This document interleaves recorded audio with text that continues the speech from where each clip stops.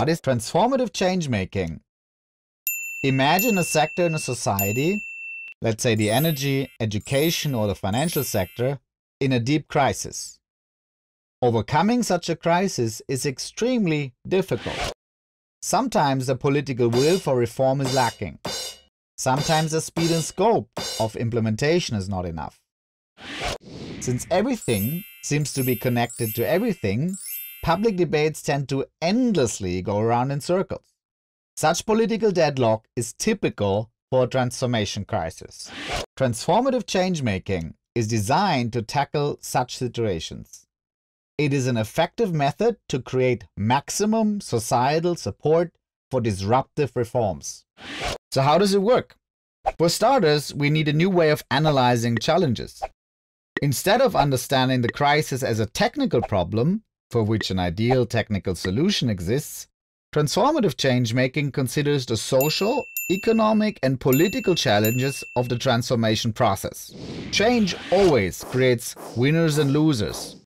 Those who benefit from the status quo will resist change. And this is precisely the reason why traditional reform approaches are unlikely to work.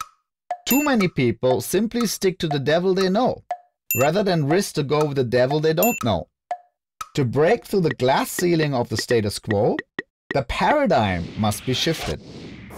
Paradigm shifts, however, are not academic exercises, but the outcome of societal struggles. Hence, the paradigm can only be shifted by a broad societal alliance. Such a change alliance, however, is hard to create because different social groups have different interests and priorities. Instead of building an alliance around interests, transformative change-making builds the alliance around narratives. Transformative change-making makes use of the way narratives, actors, and interests are interconnected. Actors believe to follow their interests, but how are these interests defined? Not in isolation, but within the echo chambers of discourse communities. Members of discourse communities share common beliefs of what is happening and what needs to be done. If their imagination about the future changes, so will their expectation how this future will unfold.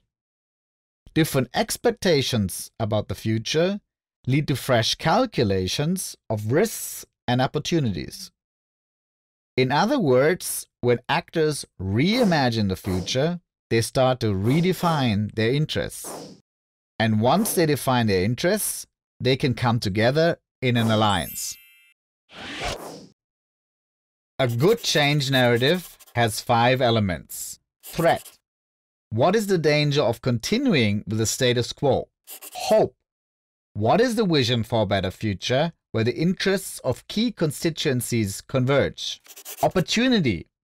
Which game changers, such as technological innovation, demographics, or geopolitics, can create a window of opportunity to make this happen? Confidence. What gives us the confidence to say, it has been done before, so we can do it again? Ethical imperative. Why is the doable the right thing to do? To make this hope for a better tomorrow credible, narratives are not enough. Discourse needs to be translated into action. This is where the design of catalytic projects comes in. Catalytic projects are carefully chosen doables which exemplify the narrative. But catalytic projects do more than that. By giving early supporters an entry point to work together, they build networks of trust. By unleashing structural game changers, catalytic projects become the seeds of change.